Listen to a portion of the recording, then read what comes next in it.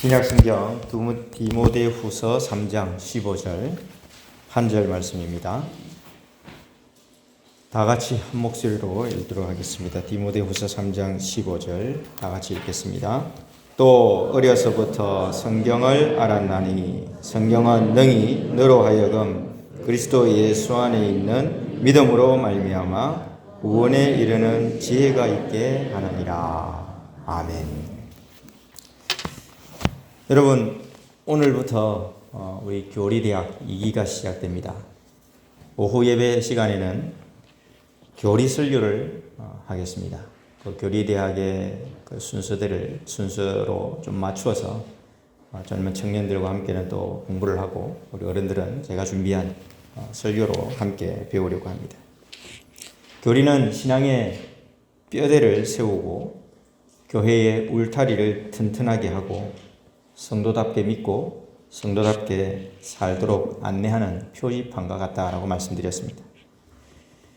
흔히 우리에게는 이런 선입관이 있습니다. 선입견이 있죠. 교리는 어렵다. 교리를 공부하면 머리만 자란다. 교리를 배우면 싸운다. 이런 선입견이 있어요. 하지만 사실 교리는 성경에서 나옵니다. 성경에서 시작되는 거예요. 그래서 성경을 알면 교리는 쉽습니다. 교리가 어려운 이유는 성경을 잘 모르기 때문입니다. 또 교리를 알면 믿음이 자랍니다. 한번 따라합시다. 교리를 알면 믿음이 자랍니다. 이 말은 제 스승인 유혜모 교수님의 강의 제목입니다. 교리를 알면 믿음이 자란다. 믿음은 하나님의 말씀을 들으면서 생기잖아요. 그러니 말씀을 듣고 배워서 받아들이면 믿음이 자라고 열매를 맺는 것이 당연합니다. 하지만 말씀을 듣지도 배우지도 않으면 믿음이 자라지도 않고 열매를 맺을 수도 없습니다. 씨를 뿌리지 않으니 열매를 거둘 게 없는 거예요. 그래서 믿음이 자라려면 교리를 잘 알아야 합니다. 오늘은 우리 신앙의 가장 기초이면서 또 가장 본질적인 주제인 성경과 하나님의 계시에 관해서 배우겠습니다. 뭐에 관해서 배우겠다고요? 성경과 하나님의 계시입니다. 여러분, 어린 시절 친구들이나 아니면 자녀들이 어릴 때 숨바꼭질 해보신 적 있으시죠? 네, 숨바꼭질 어떤 거 아시잖아요, 그죠? 네, 눈 감고 술래가 있고 숨는 거예요.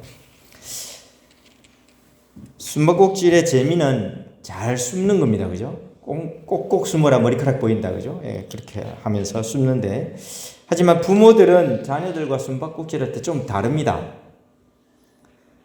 어떻게 다르죠? 부모는 너무 잘 숨으면 안 돼요. 그렇잖아요. 반쯤 다리를 내놓습니다. 이렇게. 예, 보라고.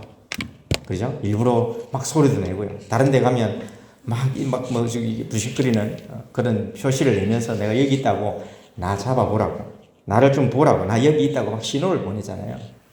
그게 부모예요. 부모가 숨는 이유가 뭡니까? 영영 못 찾게 하려고 꼭꼭 숨는 게 아니라 어떻게 하든지 아이에게 잘 보이려고, 그죠? 잘 보이게 해서 들키려고. 그게 부모가 숨는 이유잖아요. 그래서 아이가 부모를 찾으면 함께 즐거워하는 거예요. 너무 빤한 건데, 그죠? 아이는 그것 때문에 너무 좋아하죠. 내가 다 알려줬는데, 내가 다 찾게 해준 건데 아이는 너무 기뻐합니다. 아버지도 기뻐하고 엄마도 기뻐합니다. 이런 부모의 마음,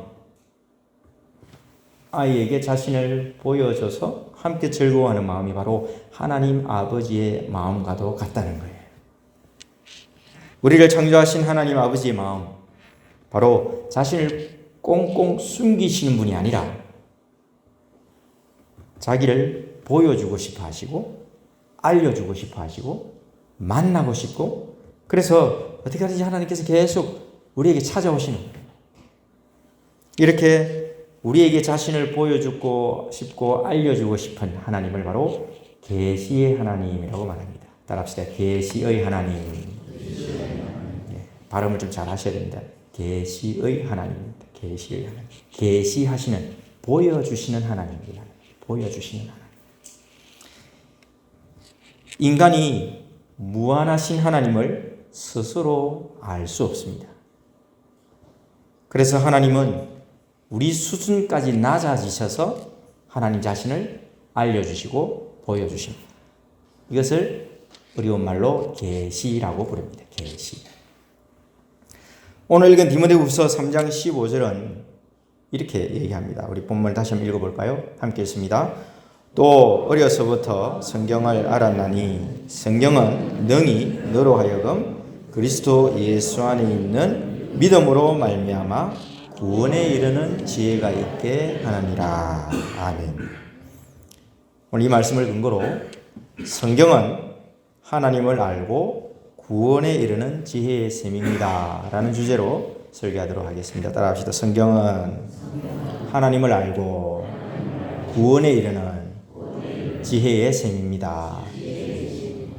성경이 하나님을 알고 구원에 이르는 지혜의 셈이라는 거죠.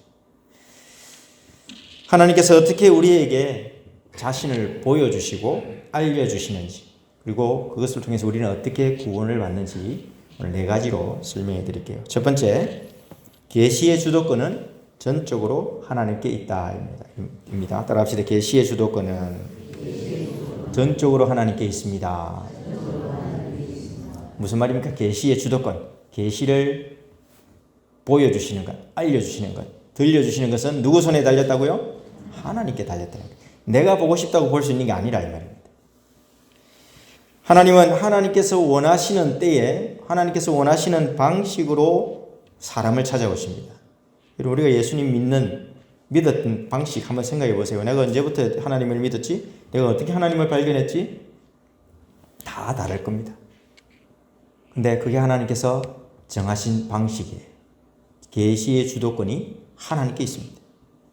아브라함을 한번 생각해 보십시오. 아브라함이 하나님을 먼저 찾지 않았습니다. 하나님 보고 싶어요. 아브라함이 그렇게 찾은 게 아니에요. 하나님께서 갈대아 우르에 살고 있는 아브라함을 찾아가신 거죠. 하나님이 먼저 찾아가셨기에 아브라함은 하나님의 음성도 듣고 하나님의 뜻을 알고 하나님을 믿게 된 거예요. 하나님이 먼저 찾아오시지 않으면 우리는 하나님을 알 수도 없습니다. 계시는 단순히 신비한 정보를 전달하는 게 아닙니다. 우리는 계시하면 뭔가 신비한 어떤 앞으로 일어날 미래의 어떤 비밀들, 그런 것을 아는 것, 이런 걸 계시라고 오해하는데요. 그렇지 않습니다. 내일의 운세 뭐 이런 게 계시가 아닙니다. 성공의 비결 뭐 이런 게 계시가 아닙니다. 로또 번호를 알려주는 거 이런 게 계시가 아니에요. 이 길로 가면 복을 받고 저 길로 가면 화를 당한다 뭐 이런 걸 알려주는 게 계시가 아닙니다. 성경이 말하는 계시는 하나님 자신이 어떤 분인지를 우리에게 알려주는 사건입니다. 따라합시다. 하나님의 계시는 자신이 누구신지 알려주는 사건입니다. 하나님 자신이 누구신지 우리에게 알려주는 어떤 사건, 어떤 계기, 그게 바로 하나님의 계시라고 하는 겁니다. 창세기 12장에서 하나님은 아브라함에게 말씀으로 찾아오셨어요. 하나님은 말씀하셨죠. 그래서 우리는 그때 하나님은 말씀하시는 분이구나 라고 하는 것을 알 수 있습니다. 창세기 15장에서 하나님은 아브라함에게 네 몸에서 날 아들 상속자를 내가 주겠다 약속하셨죠. 거기서 우리는 하나님은 약속하시는 분이구나 라고 하는 것을 알 수 있습니다.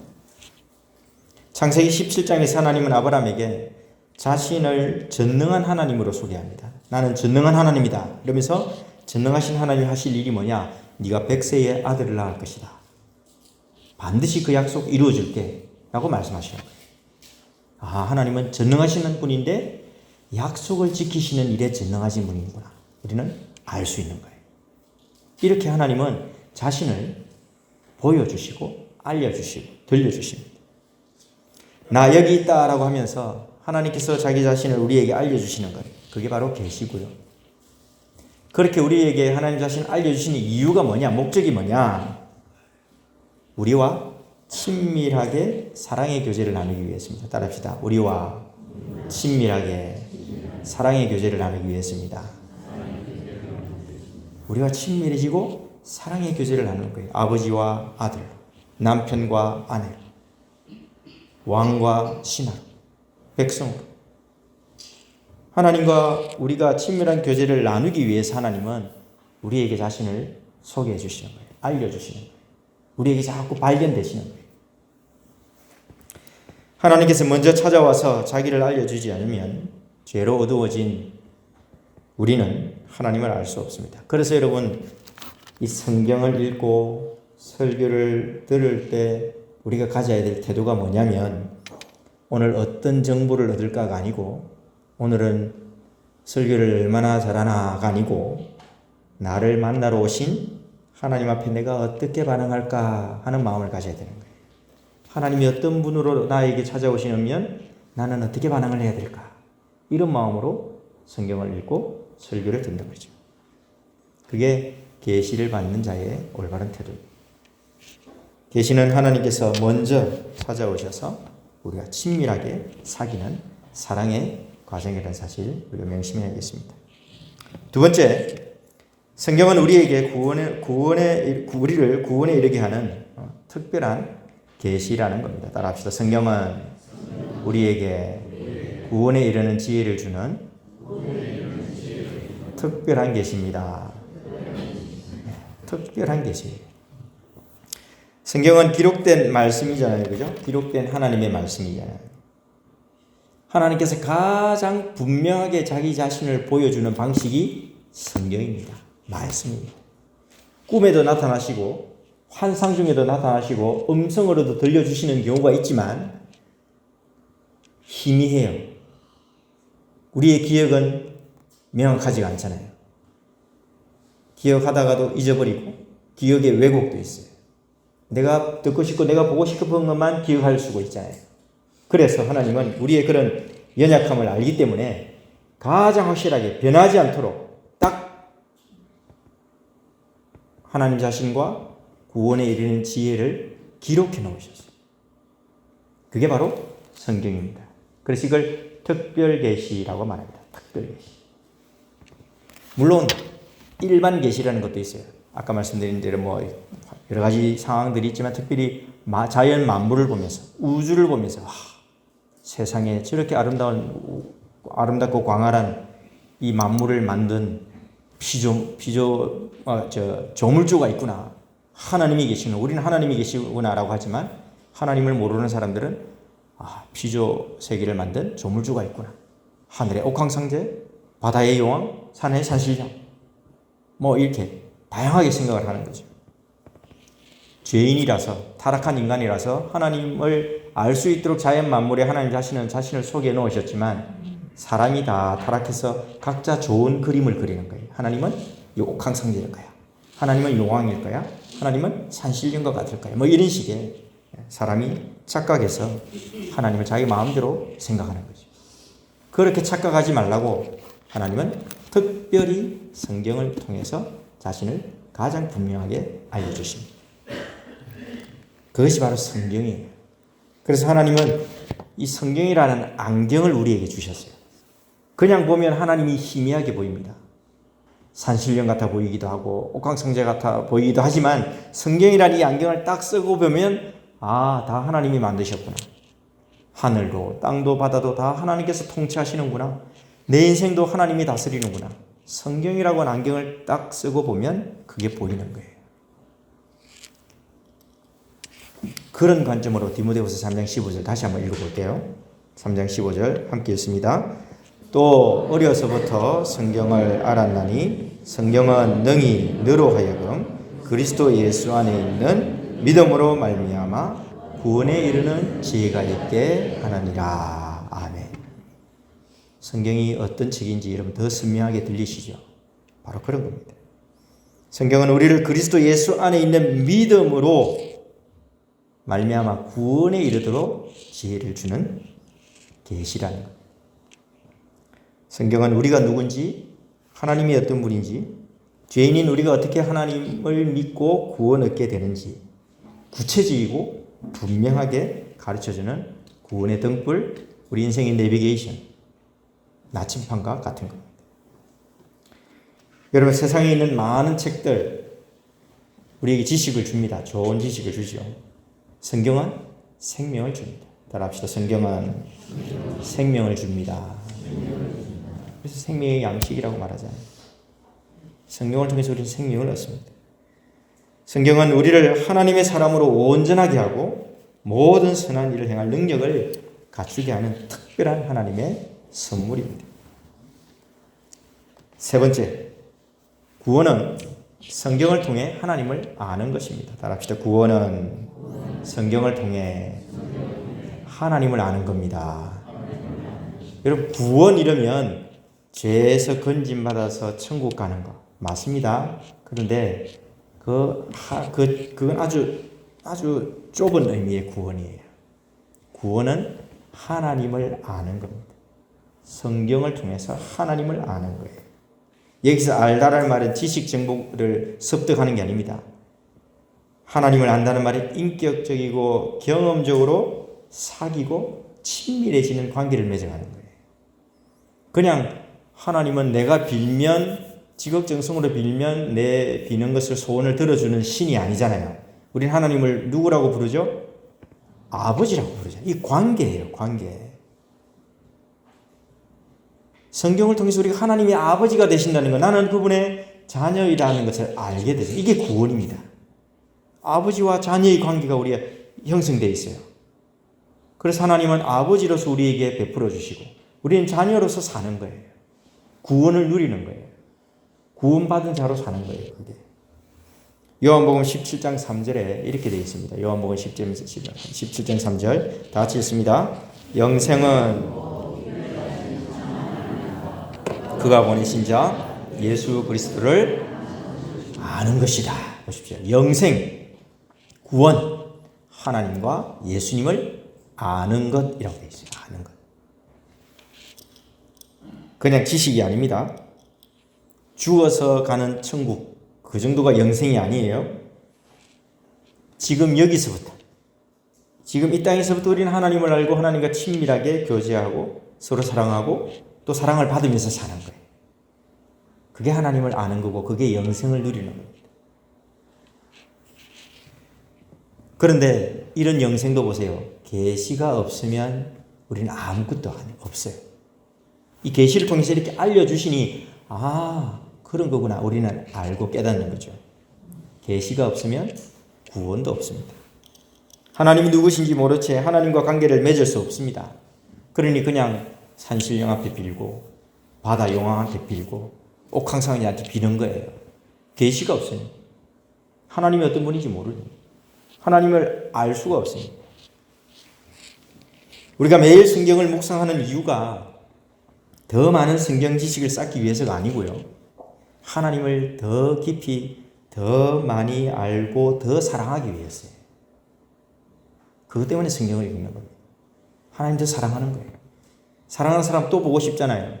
계속 이야기하고 싶고 계속 같이 있고 싶고 헤어지기 싫어서 결혼하잖아요. 그렇게 하나님과 더 사랑하고 더 깊이 알고 더 친밀하게 교제하기 위해서 우리는 하나님의 말씀, 계시 말씀인 성경을 읽고 설교를 듣고 또 하나님께 기도하고 그렇게 사는 거죠. 성경을 읽고 듣고 배워서 하나님을 아는 지식이 깊어지고 넓어질 때 우리의 구원도 훨씬 더 풍성해집니다. 그게 바로 믿음이 자라는 거예요. 믿음 생활이 점점 풍성해지는 거예요.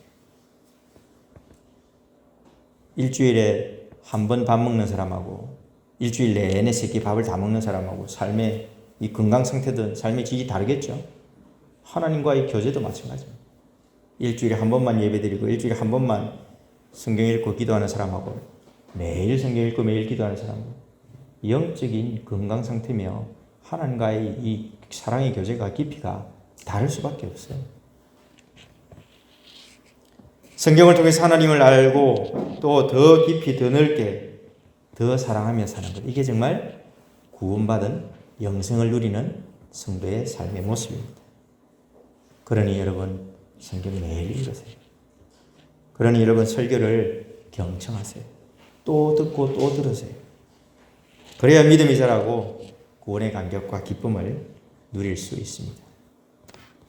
마지막 네 번째입니다. 예수 그리스도는 계시의 최종적인 완성이십니다. 따라합시다. 예수 그리스도는 계시의 최종적인 완성입니다. 예수님이 계시의 완성, 끝이라는 말이에요. 더 이상의 하나님께서 자신을 알려주시고 보여주실 계시가 더 이상 필요하지 않는 거예요. 예수님으로 다 이루어졌습니다. 다 충분합니다. 예수님께서 다 이루었다. 그 말이에요. 이제 하나님께서 모든 것을 다 알려주시고 모든 것을 다 이루었다. 나 때문에. 나를 통해서. 성경의 모든 계시가 결국 예수님 한 분을 향하고 있습니다. 구약시대의 선지자들은 마지막 때에 나타날 하나님의 아들이신 예수님에 대해서 끊임없이 예언했습니다. 창세기부터 말라기까지 다 예수님에 관한 예언과 약속들이에요. 요한복음 5장 39절에 그래서 이렇게 되어 있습니다. 예수님께서 말씀하신 겁니다. 같이 읽겠습니다. 너희가 성경에서 영생을 얻는 줄 생각하고 성경을 상고하거니와 이 성경이 곧 내게 대하여 증언하는 것이라. 예수님께서 하신 말씀이에요. 이 성경이 구약 성경을 말합니다. 이 예수님 당시에 구약 성경이 있었으니까 이 성경이 곧 나에 대해서 증언한다. 나에 대해서 말한다. 예수님에 대해서 말한다는 거예요. 성경이. 여러분 구약 성경 크게 이렇게 좀 덩어리로 있잖아요. 모세가 5개 썼죠. 그래서 뭐라 부릅니까? 모세오경이라 그래요. 요즘 중고등부 아이들이 또 유치부 아이들이 이걸 모르더라고요. 모세오경을 몰라요.